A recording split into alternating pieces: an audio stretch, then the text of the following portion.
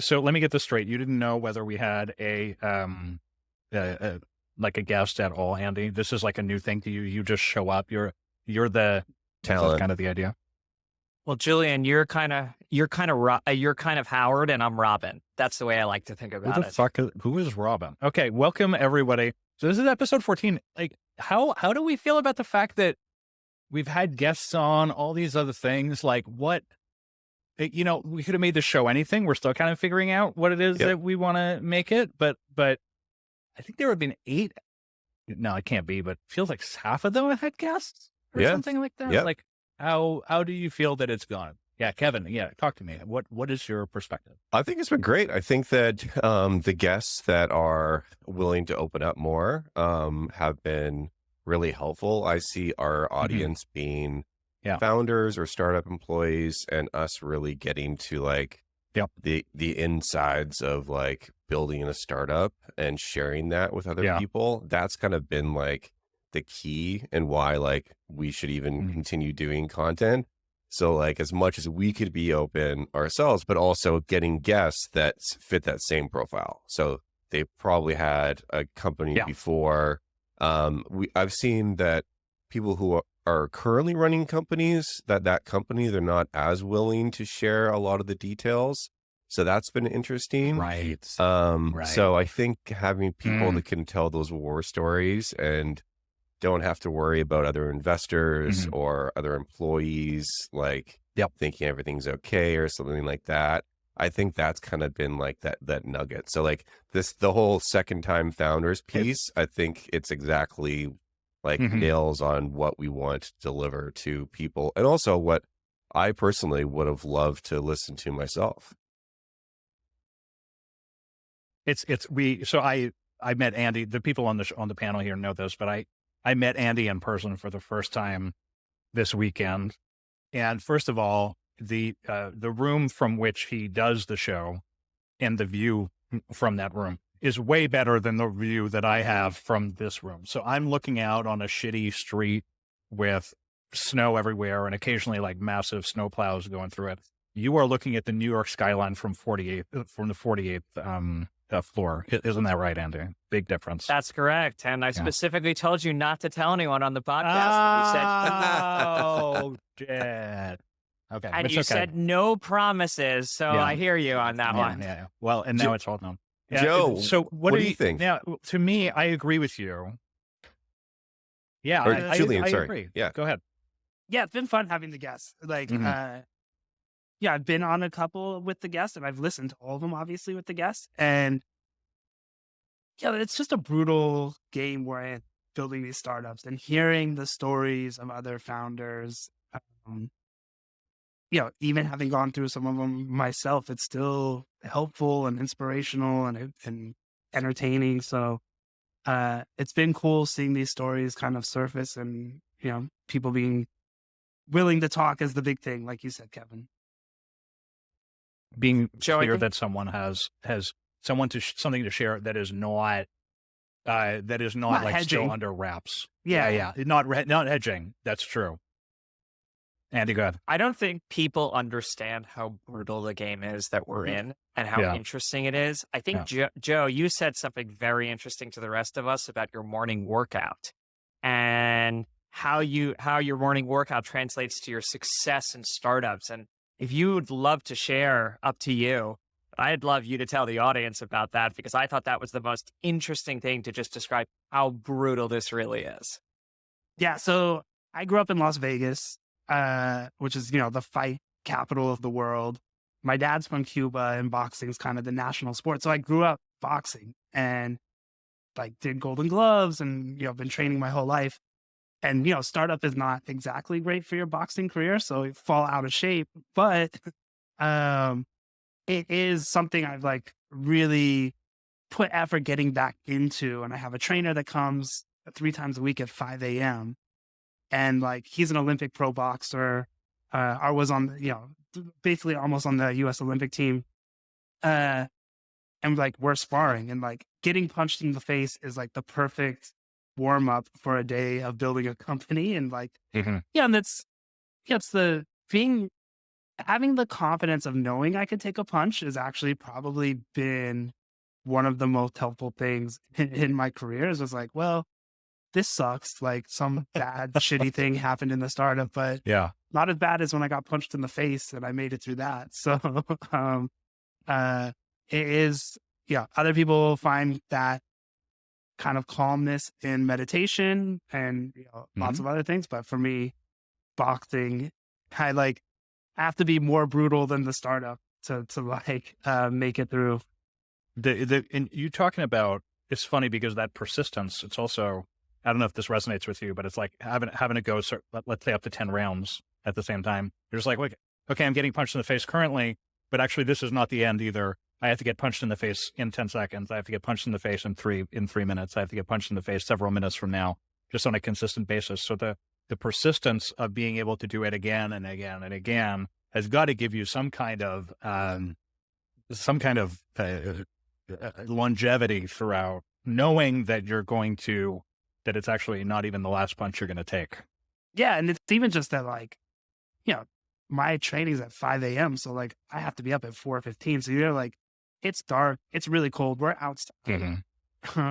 So even getting up and walking down the stairs, knowing these punches are coming is cross training for startup life. Yeah. And so do you ever go ahead, Andy, after you? Do you ever show up to work with a bloody nose? How does that work? I've definitely shown up bruised and battered. Jeez. Klout, my admin, she would be able to tell when I hadn't boxed because I would just get cranky. And she'd be like, hey, I booked you some time with your trainer.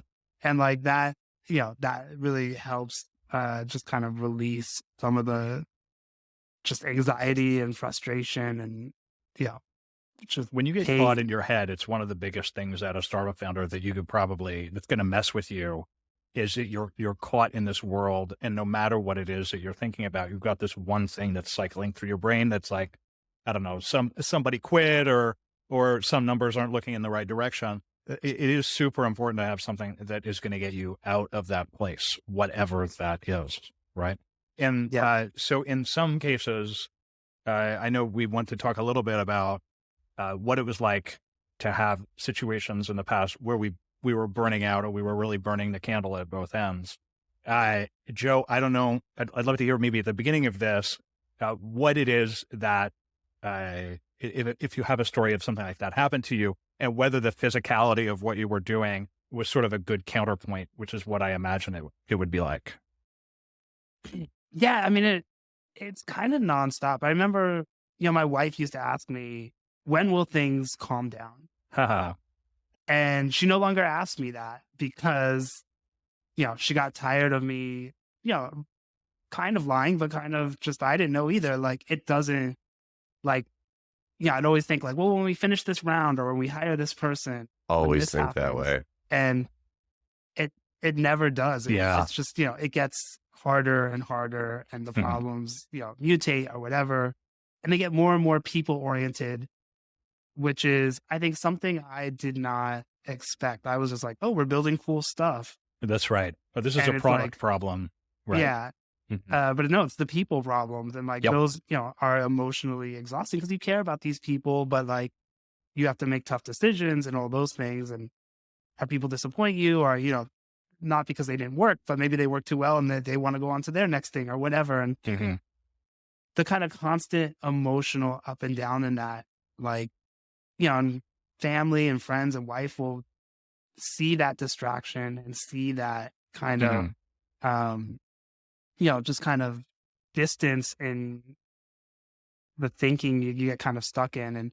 And yeah, whether it's boxing or, time off, I don't think I certainly have not found the perfect solution. Boxing is the one thing I found that helps me, but yeah, I remember I had a buddy of mine, a sort of external story to this, but who ran a startup for a long time. I don't know if this is something that maybe is a collective experience here, but I will meet these founders. Usually I'll have met them several times throughout my career, and you'll have this meeting or this series of meetings right around then when people are like, oh my God, I'm a 3 months runway. We had a term sheet, but it got pulled out. And I remember having a meeting with a friend of mine who is currently an investor in my company, but who I don't want to name because it's really his story, but I'll sort of anonymously say it. And he meets me at a bar in San Francisco. I used to just go to any random hotel right around Union Square, all those shitty hotels. I'm sure you know them. And he met me and he was like, it's all coming apart. Like they pulled a term sheet. Like, I think this guy might do it and no. And what turned out to happen for him is that he ended up needing to move to Santa Cruz, which is like what he kind of like the thing that he needed to get some space from San Francisco. And he ended up learning to surf. He had surfed with me maybe the first time ever. But he was like what they would call like a kook, like a beginning surfer. But he found that being in the water was the one thing that he had that allowed him to escape the psychological pressure of being in this place. Ultimately, he took his company, he turned it around. It became a remote company, which it wasn't at the time. And he made everything, he turned around the business model, everything. And the company became, I think it's at like 9 million, 10 million ARR right now. So it's actually working. But that he needed that escape. And for me, surfing is kind of like sometimes a similar thing like that. Kevin, do you have one? Exercise, meditation. Those are the only things that I play hockey. Like when things are going really well, I'll do like drop in hockey like once a week. But that's the first thing that usually falls off. I need to stay on my exercise, so I like to weight lift. And also walking was really helpful. Other than that, I really haven't found anything. And I do look back, and I think what we're also talking about here is burnout. And like, I've been burned out before. Right. And like, I look back and when I don't do those things, that's like an indication of I'm getting burnt out. So like when things are so stressful at work, like I find myself like, I have previously like started sleeping in later. So I normally like now I try to wake up at 5. I go to bed really early, but then it turns into waking up at 7:30. So like, that's like an indication for me that I'm like burnt out, like emotionally. And then it also pushes into the physically as well. So I'll stop like working out as much, and hockey's the first thing to go. And then you just like, those things that were helping you out are now like working against you. And now you're also burnt out mentally as well. And I like to like, now I understand burnout a little bit more, but for me, it's kind of like every small thing that normally seems like very easy to do is just like, it seems insurmountable. It's like just a small thing happened and you're just like, you can't mentally even, you're like, oh my God, my world is crumbling in. And it's just this state, and it can last, I don't know, a couple weeks, a month, 2 months, but you need to do whatever you can to get out of it. I found myself like taking like a week off or something like that, which typically I don't do. And then trying to get back into that habit of working out and doing all those other things, meditating, all that. I'd also say that like when I'm burnt out, my diet goes to shit, which just makes both your physical and your emotional well-being worse. But I know that not only founders experience this too, but also employees do as well. There's just people that it's really hard to, especially when you have something that actually is working, right? When something's not working, I find that you don't get as burnt out. Like, it's just stressful, but it's like, it's not like, especially now. So I'd say that probably like, I don't know, a year ago, I was like just burnt to a crisp at my company because it was just working so well. And I was just like, I have to, right now, the team's so small, I have to do all these things myself. And like, it's really up to me if this thing's successful or not. And so I put so much extra stress on myself, and I got myself into a place of burning out, and all those things all those things that I mentioned that were signs of me getting burnt out. I had to take just a full week off and just do nothing. And that helped. And I slowly got back to being okay. But it is a real thing. And I think now I try to look for those indicators. And I try not to let things like going like Joe's version is like boxing. Mine would be working out, and hockey if I'm feeling like really great. But it's super, super stressful. I think when you are an employee, I remember, that is working on something that's actually working. I think the companies that aren't working, the chances of burnout are less. The ones that are working, you think it's counterintuitive, actually. You would think, because the stakes are low pre-PMF to a degree, so you're kind of like, this is another piece of trash that I worked on in the line of piece of trashes that I have had in my career or something. But I say a year ago, I knew a year ago that we had PMF. An investor could not see it, but like founders, you knew it. You knew it. So I was like, this is up to me and my co-founder and the team to really lose. So, but yeah, before you have that, it's just like, what is there to lose? Yeah. What is there? Kevin, go ahead. Sorry, Kevin. When you feel that burnout coming on, can you actually feel it coming on, or is it like, oh shit, I think I'm burnt out? You realize, weeks in that you're like, that this has happened. I do not. It's a great question. I can only notice it after the fact when I stop doing those things that make me like mentally or physically okay. And then like the point at which I would be like, I'm burnt out is when like the smallest things go wrong and they just seem insurmountable. You're just like, I can't even wrap my head around this one problem, when like 6 months ago, I'd say that's the end state of burnout. But I like to think now that I could see the signs of it more, but I don't know if you can prevent it. It's just, for me, it's like sticking to like a routine. But then once the stakes get higher and higher, you have more employees, you're making more revenue. You haven't started. I think another thing is that you haven't started hiring other people around you to really offload things. I think that's a huge thing to get out of burnout. Maybe you haven't raised that round yet that you can hire those people. But yeah, I think it's really tough, even to this day for me. And I think I've actually, like, looking back at my previous company, Shyp, I don't think that I actually was burnt out, even though that we came from like the Uber of everything, John Doerr's on our board, like to like crashing and burning. I actually don't think I was burnt out. Like, it's really because at that point we had growth and we were kind of like the market wasn't pulling us. We were actually like just coming up with ideas and cool things to build. And it wasn't like, oh, we have to do this thing or else like we're not going to do that. We're trying to find things to grow the company. And so it wasn't like you have these 3 employees and they're crying because they're getting so burnt out, and this customer is threatening to leave unless you add XYZ feature, which actually is like, in the grand scheme of things, that's a great indication of you have product market fit when you have customers that care so much that they're yelling and screaming at you and swearing at you. Now, they may not be the best humans, but that's a great example of having that. So I don't think that I actually had that.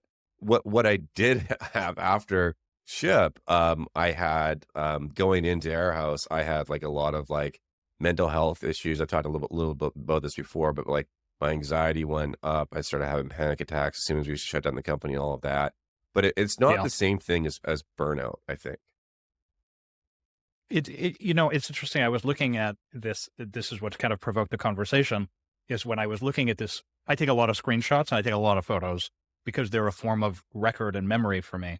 And I sent you the tweet from Shyp on the day that y'all publicly announced that you shut it down. And the reason that it was such a meaningful moment for me is I was like, oh my God, this big company, this is what I thought of as a big company at the time. At the time is shutting down. This is crazy. Now there's just so many, there's so much more capital, and a Series B at that stage is nothing. But at that time, it was a But big at thing. the time, it must have felt like one of the biggest moments of your life. Were you really burnt out then, or is it more like No, I wasn't it was burnt out. a relief off of your mind? Yeah. Okay. No, I was actually just I was trying to internally, we were trying to we were pivoting. I was trying to raise a bridge round. We had I got like a small bridge round from the internal investors just so I could like finish out our last like week of meetings with VCs because we were that close. We actually had a product that we didn't launch that had a ton of traction on it, but not compared to what we actually raised or anything like that. And we just couldn't we couldn't get and also like if you pivot, like also recaps are impossible to do. Nobody wants to have those down rounds. Also, you have like big investors. They're not going to want to go back to the seed stage with you. So they're not going to. They're not going to want to follow you, and that's actually that makes total sense. But I'd say that I was not burnt out at that time. I was just wanting to make it work so badly, and I was just like, "What's next? What's next? What's next?" And then as soon as we did shut it down, and I was no longer involved in like the shutdown process, which is a process all on its own. I was like, okay, like next day incorporated Airhouse. We're like, okay, let's get moving on this thing. And I didn't take a break. I just love it. It means you had these insane expectations. Andy, I could see you nodding your head to this. There's an idea of gradual expectation rising. But for you, Kevin, it was kind of the opposite, like bam, super high expectations. And it was basically zero ability to ever live up to that. Andy, what are you thinking right now? Just thinking about how it's so incredible how Kevin was able to go from shutting down Shyp to almost the next day incorporating Airhouse and starting a new company. It's crazy. I couldn't do that. And I took to be 6 clear, I months off shouldn't have between- done that. I should not have done that. Don't do that. Don't be like Kevin, but accept the successful parts. Go ahead, Andy. I would need 2 solid years of like just chilling. I think I took like 7-8 months in between Nanit and iterating on Vowel.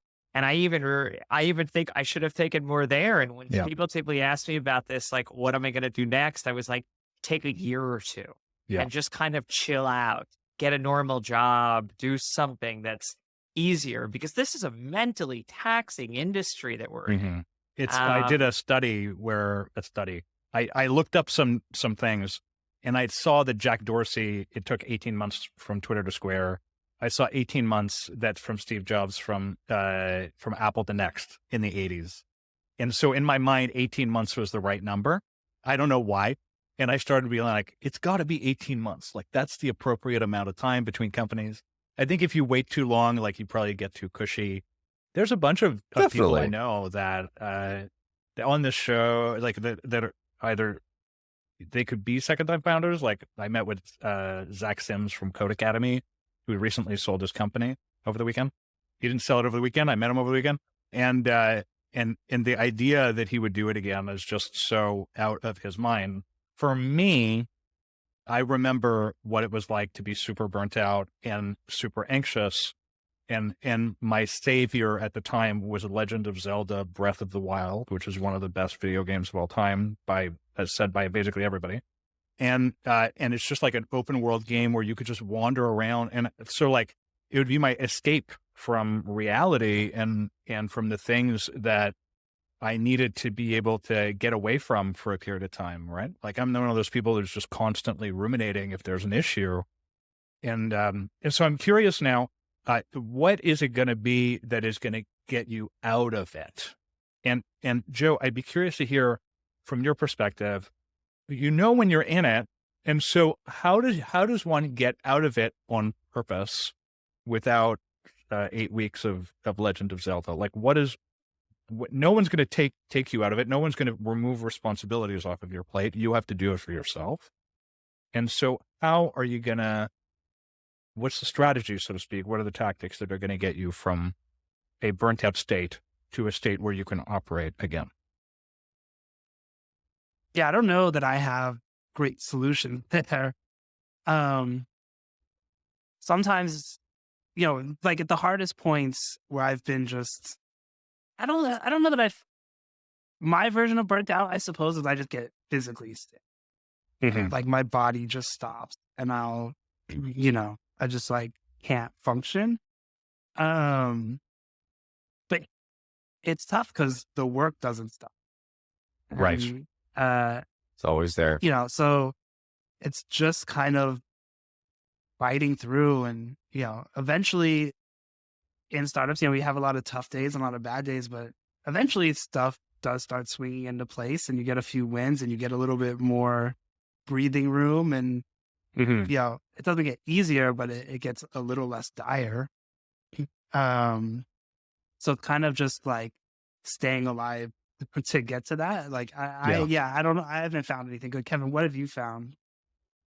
Just taking time off and like putting your notifications off. I, like you, Julian, video games, they've actually never been a big thing in my life until after Shyp. And I just had this crazy anxiety. I actually got into Fortnite. It was just maybe a similar open world game. And I would just play that and just try to escape. I'm free, Yeah. I've actually gotten pretty good at it now. I've never been a video game. I'm just picturing Kevin talking shit to a bunch of 13-year-old boys, right? No. I don't do any girls. No, only solo. I only do solo. I don't play any group playing anymore. Yeah. The Fortnite is so brutal. I have a great question for you that I'm really curious about something kind of exceptional that happened this week. We didn't really pre-discuss it in any way, but I think it's pretty relevant. I think a lot of people, probably everybody on this panel, has heard of the situation with Nikita Beer and the app Gas. Okay, so Joe, the reason I'm asking you, I'm curious for everyone else, but specifically your view on it is because you're the consumer king as far as I'm concerned, right? And because I don't know how to make things go viral in any way, and so the story with Nikita Beer is, he built a company. I don't know about his history before that. He built a company called TBH, which means to be honest. And he makes it go viral somehow through lots of work, probably. And it goes viral with teens. And it's an app about giving compliments anonymously to your friends. And he takes that app and he sells it to Facebook. I think there's the big thing about, like, Mark Zuckerberg himself was very impressed or some other thing like that. And he sells it to Facebook for $30 million. He goes to Facebook. He stays there for 2 years. He talks trash nonstop on Twitter about how Facebook is a horrible place. And then he leaves and immediately begins a new app called Gas App. Not immediately. It takes like a year. Again, 18 months, Andy. And at that end of the 18-month period, he comes out with Gas App. The app is about anonymous compliments, the exact same thing that the previous app was about that he sold, TBH. And he sells it this time to Discord for a reported $58 million. And so I want to talk to you, first of all, about this crazy kind of consumer thing. I want to get your perspective about someone doing something just crazy like this, like using virality in this way, literally on the same market over and over and over again. Like, when you saw that news, what were you thinking when you sort of saw this guy and him shit talking on the internet with for Boy? Obviously, it's super impressive. And it's so hard to succeed more than once. It's so hard to succeed once. And I mean, frankly, like, I still am like, was it a fluke that, like, what I built was like successful? Because I hadn't proven it since. So, huge amount of respect for that. And what I've like met him in passing. I don't know him in any meaningful way, but as somebody I follow on Twitter and just kind of was in the space, I've always been impressed. He has, a strong point of view and clearly an understanding of, like, a market and an emotional need, and the like how that translates into flows in an app to capture. And he just iterates on that by like, kind of what the current, he's able to take that and frame it into the kind of current state of consumer apps. PBH was, I don't know, 3-4 years ago. And even though they are similar, like to do it again is still incredible. Yep. So yeah, just like I have a huge amount of admiration, and it's impressive. It's different than how I think about building. Okay. What do you mean by that? In the sense that, like, even though I've been in consumer, for better or worse, like I try to do very different things. And so there's part of me that's like, I wish I could convince myself to like go run back totally the playbook. We've had multiple discussions on like, hey, let's go do Klout V2. And not to say that just because you've done it before, like you could do it again, it would be easy, like, because it's not. But I want to like push myself to try completely different spaces and context and users and problems. So it's just not how I think about building, but I admire it, and I often wish I could emulate it more. His company was literally, I mean, it's an app. I don't know what you can call it a company. It was identical, literally identical. Like, Andy, would you ever start another baby monitor company? Would this ever happen? You're on mute. I was literally thinking the exact same thing and smiling and thinking there is no way I'm starting another Nanit. I feel the same. So I think it's just, are you going to start another breather? I mean, no. Whoa. Are you going to start another breather? I would never. Yeah. So that's the thing. I look at the space. I'm talking about burnout, bringing it back to the kind of that conversation. I'm burnt out on the space, which is really like, I still love design the way that I always loved design. And I love the idea of beautiful spaces. And I love the experience. We went to a couple of hotels in New York for drinks or for dinner to stay this weekend. And I still am just enamored with physical space. And it means a great deal to me, but never again would I try to create that experience, even though the economic opportunity is still present, which it obviously is with Gas App, because it's not the teenagers from 2015 that are the teenagers today by definition, right? And so, Kevin, I mean, you're going after the same space. It's like, Joe, go ahead. You had a thing. No, I was going to call the same thing. Kevin, I'm really interested because like it's a continuation of what he was doing before and how he's stayed interested in that. Yeah, for me, I think so. It's the same reason that I moved to the Bay Area from Canada. I think that like once you've been in this startup game for so long, you truly realize your chance of success is just so small. And so I look to increase my odds in any way I possibly can. So like moving to San Francisco from Canada, like obviously that increased my odds. Met a lot of fantastic people, was able to raise venture a lot easier, all those things, was able to build, I would argue, a better team there, especially in the time that I did it.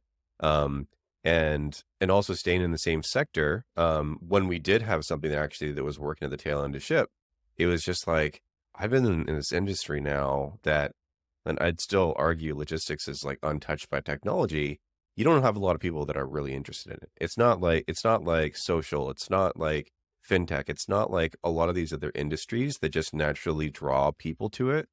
So I just thought like, I don't know this customer pain is there, and there's not going to be a lot of people that are going to have my background that's in engineering technology. Also my background building physical like infrastructure in like, we had at Shyp, we had warehouses and couriers and all that. That is not at all what Airhouse is, by the way. We're a pure tech company. But I think that I would just come at it with a very unusual set of skills and experience that would increase my chances of success, because and it's a little different because once you're in like let's call it Silicon Valley, and that's not an actual like the place. Let's just call it as like a term. Once you get into like these circles, you start seeing some success, and it kind of makes it seem like it's a little easier. But then you also you start talking to so many other people that have failed, and it's there's a lot more of those people, and so I just look at it, high profile people that fail. Super high profile. Like there's so many of these companies that are written to be the next whatever, and they just like go down into nothing. And so I just looked at it to be like, to de-risk myself. And what drives me, like, it's not like being in the logistics space is like, that is where my heart's at. It's, for me, it's building really great products that make a difference for customers, or businesses' lives. That's what really drives me. And so I just thought that I had a very unusual set of circumstances, that kind of led me, and I wanted to continue the journey in the space. Kevin, you are one of 3 people here that, and I think all of us, even though we're like interested in a new space or a different space or something, all of us have improved our unit economics from our first company, except for you, Joe, because you had 90% margin on your thing. And then you stupidly went to, I'm joking around with, no, it was stupid. Yeah. But then you stupidly went in the other direction, to 20% unit economics or whatever you had. Whereas the rest of us, in the case of Kevin, was in negative unit economics. I started in negative unit economics, ended up at 30. Andy, you had physical goods to move around. Once you get to 80% margins, you never go back, I think. Is that the general view? I would hope so. I agree with that. I mean, someone asked me if I'd ever, people ask me if I would ever do hardware ever again. And I every time I unequivocally say no. I think it'd be super interesting to work at Apple and do hardware one day and like spend up for a couple of years there. That sounds so terrible. With all the resources. That sounds so terrible. But I just want to put my product. So I just want to know what it would be like.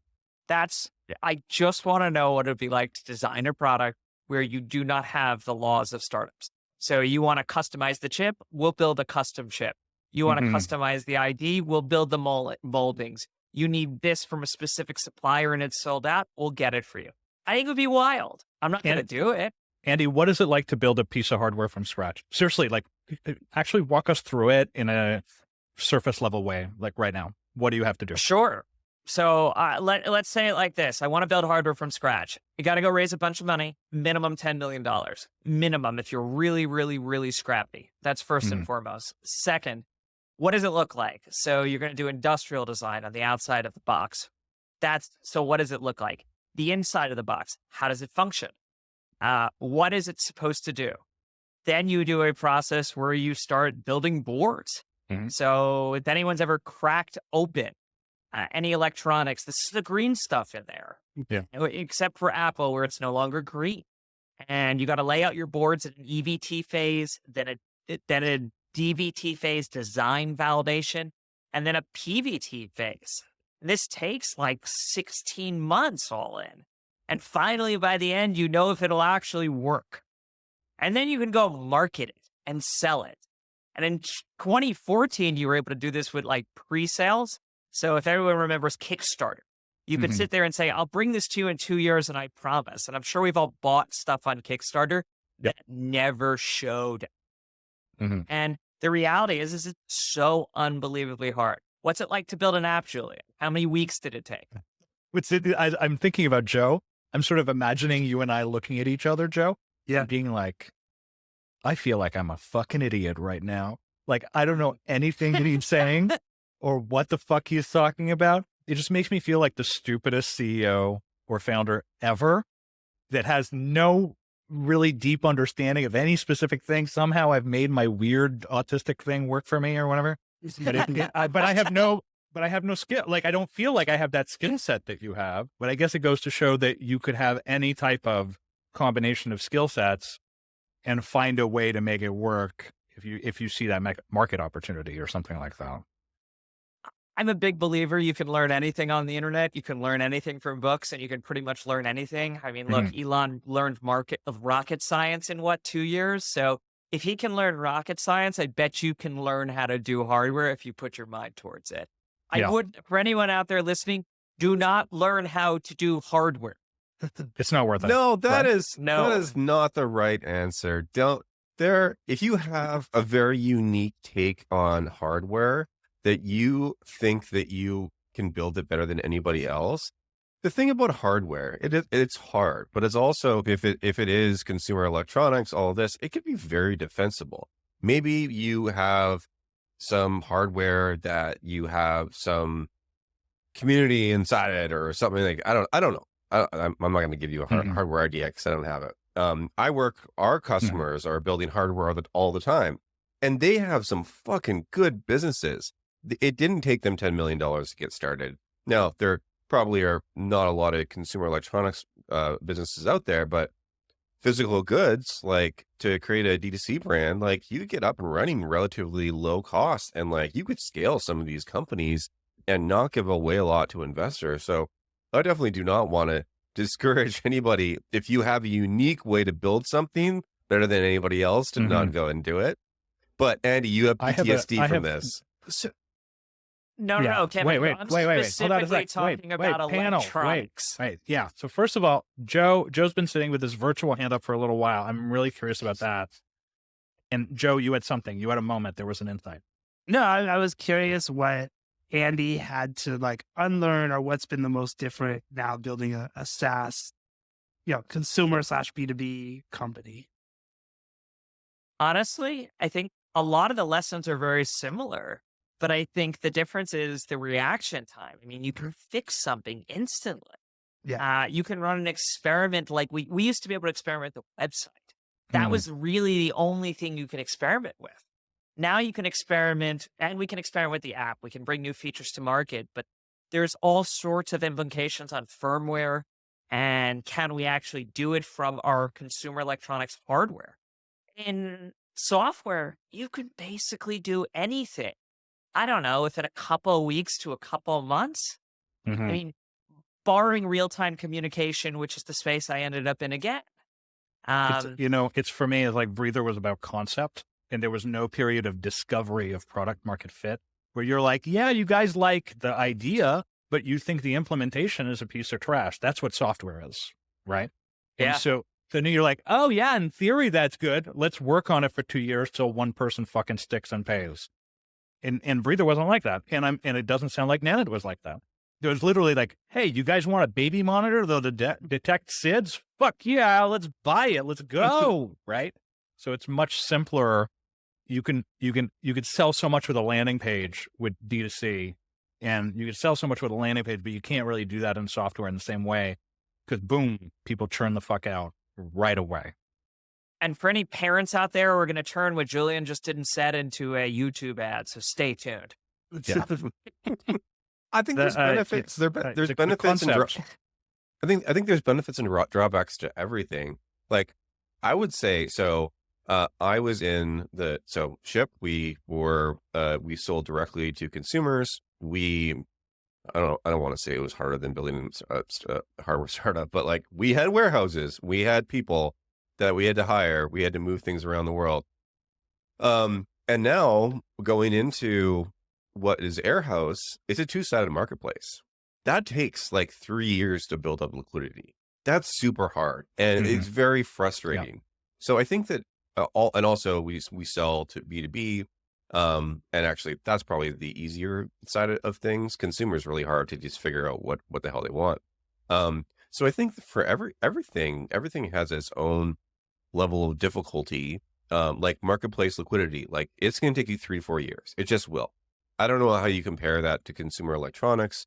Or if you have like, look at some of the people. Yeah. And the only, who are some like startup, consumer electronic people out there? I think of, only people from Apple. So that's probably a bad example of why you want to eventually try to work there. But I think all of these different business models have their drawbacks, and make it hard. Also, if it's easy, you're going to have fucking like 50 competitors out there. Like if you just make a SaaS product and it's like you could iterate so quickly, get it out in 2 weeks, you're going to have to outspend people, raise people. Everybody's going to be copying you. So there's no moat. So I think that there's trade-offs to everything that we all do. Kevin, I really believe that era that you and I kind of grew up in, that on-demand era that was post-Uber, was a bunch of people with, I mean, I don't know if I want to include you or I in that list exactly, but like, where we're just like a bunch of fucking idiots going like coffee, but on demand, and being like laundry, but on demand. Yeah. And then finding a way to bring the unit economics above zero. Right? That's what it was. But you don't really need to be that kind of a fucking genius to do it. And I think you have to be very naive. It's interesting because you have to be very naive, but that's what was incredible about it at that time is everyone was like, oh my God, if this is possible, what else is possible?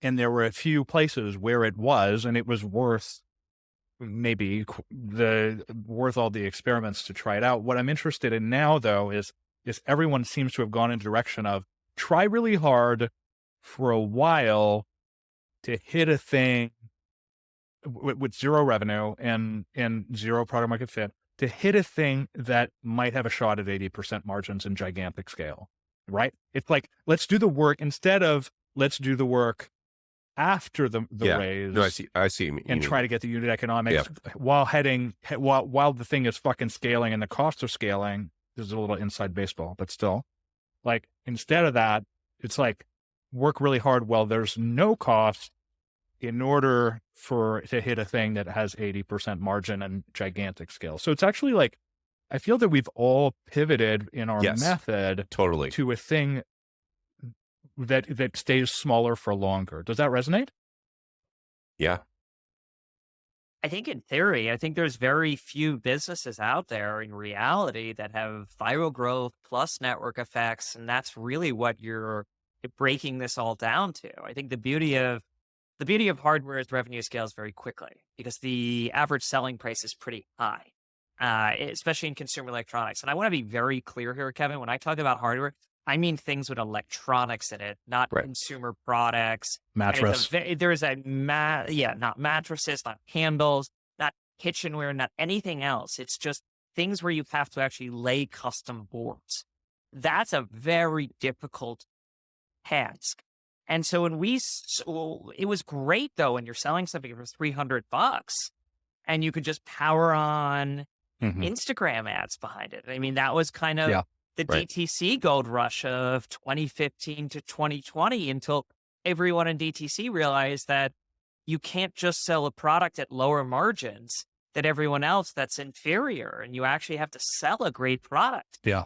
And I mean, if anyone remembers back in the day, As Seen on TV, or the Proactive commercials, I mean, consumer was a game of how do I scale it? How do I take how do I raise very little bit of capital? And then eventually, how do I go raise private equity? And somehow along the way, it became, and consumer being physical goods, let me go raise venture capital. Let me take lower margins and then hope to God I'll get there at scale. And it's been very interesting to watch that trend play out. I'm really fascinated because this idea that, the reason Breather started B2C, and then obviously the success, the fact that it even survived at all is because it ultimately, it's like was driven by businesses who want a lot of space on quote unquote on demand with zero liabilities. And Nanit really, you were able to get that price point as a result of basically parent fear. And parents will pay you're saying no. Okay, go on. Yeah. It's not fear. We never, and to this day, if you go to our website, we do not market fear. Okay, so then tell me. You market love, you market a product experience. And how did we get the price point? I mean, we've been, the CEO there has been religious on focusing on supply chain and cost structure. And the goal is to, at every time you scale a hardware business at a different revenue base, you actually get cost down and you're actually able to get your margins up. And it's a very interesting industry, but we do not sell fear and we never have. But why do people buy it though? That would be for Joe and myself. the people who have kids, I would say there's definitely a point of fear to having a baby monitor to make sure they're still breathing and all of that. You may not market that, and that's obviously that may smart. be inherently in the category. Yes. That's an inherent in the product category. But we don't market that, and we never have. And I think that's a losing proposition. That would be it's interesting because terrible marketing campaign. The marketing stuff is interesting because it really, Kevin, we don't really see your marketing, right? And at practice, you may, like, if you're not in the category of a solopreneur or something, you've never really seen our marketing. And so it's interesting thinking about that.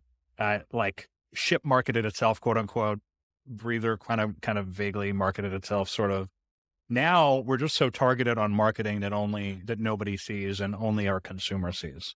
And it's such, I had Subway ads. Like, you remember, I sent you guys the Subway ads, and like, I'm just looking back on it now and I'm so embarrassed at the gigantic waste of capital. It's cool that we did the same your thing. Brand in the Subway in New York. And it was the same thing. Yeah. You did it? I didn't know you did it. Okay. Yeah. So you actually, you ran Subway ads and shit in SF? Yeah.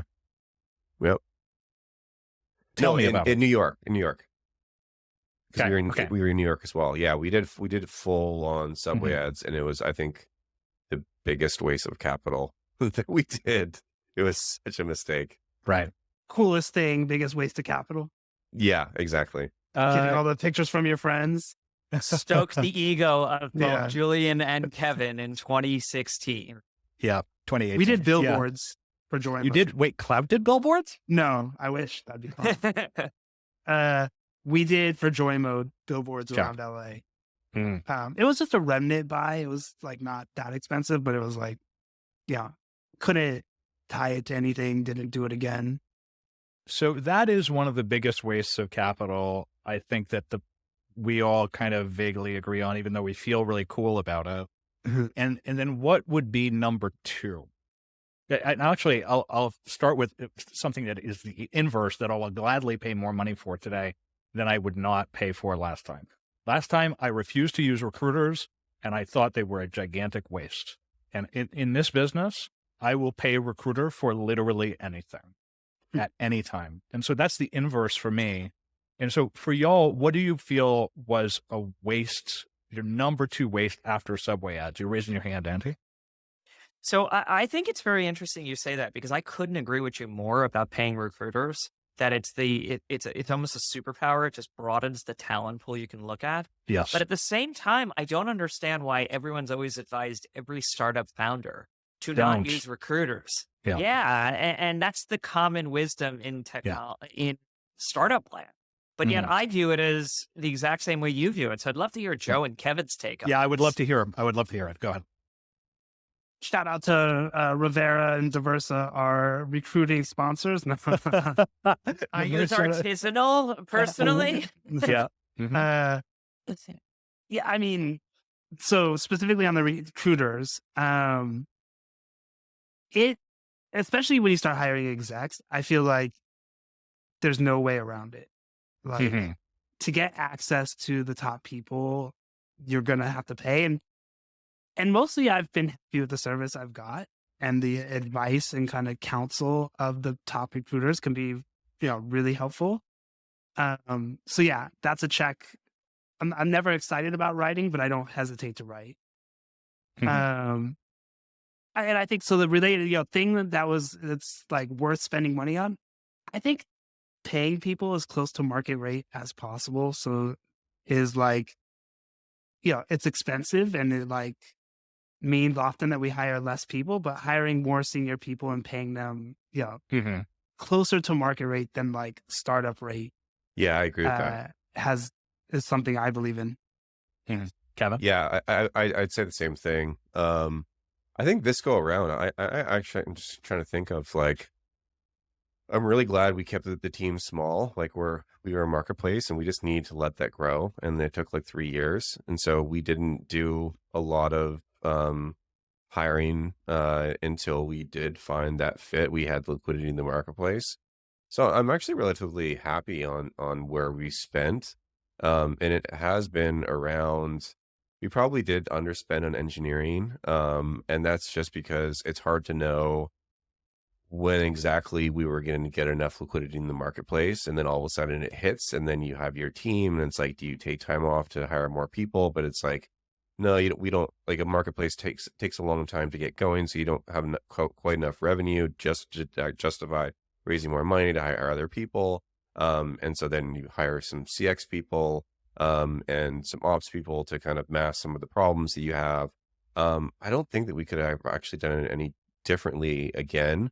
I think that we could have maybe been a bit better on ad spend. We're in a pretty competitive space.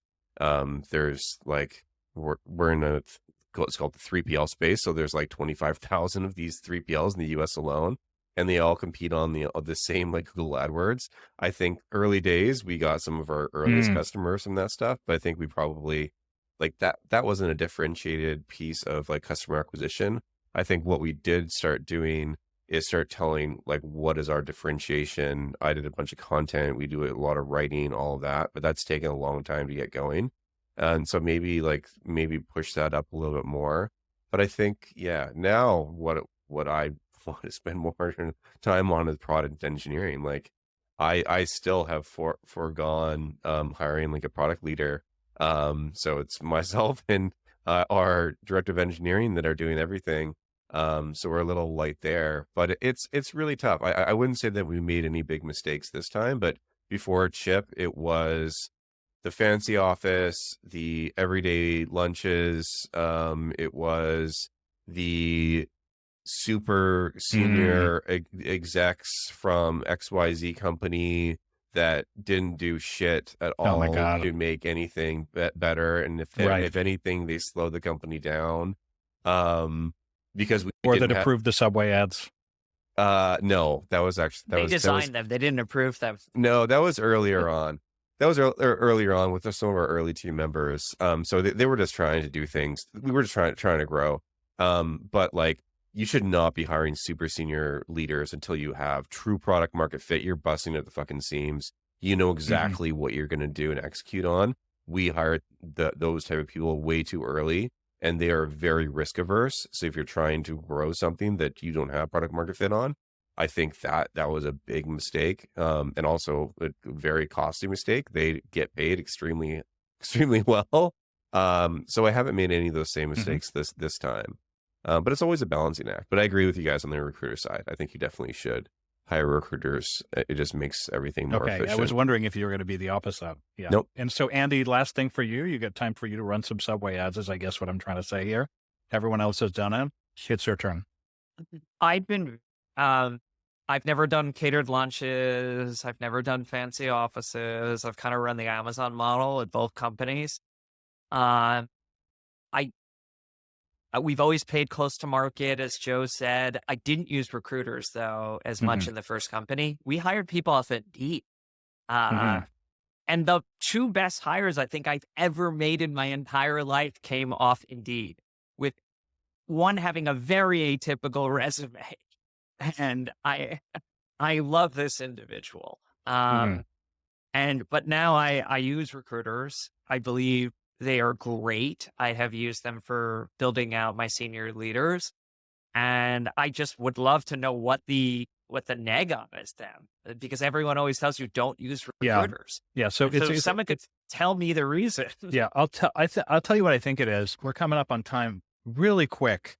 It is, they feel that in product and engineering, they being in the startups, feel that in product and engineering, the best, when you're a dev, the best devs are your friends. If you're a quote unquote hacker, the best hackers are your friends. And so that's the reason. But then it is overgeneralized into something like never hire recruiters under any circumstances. They'll send you people from Google.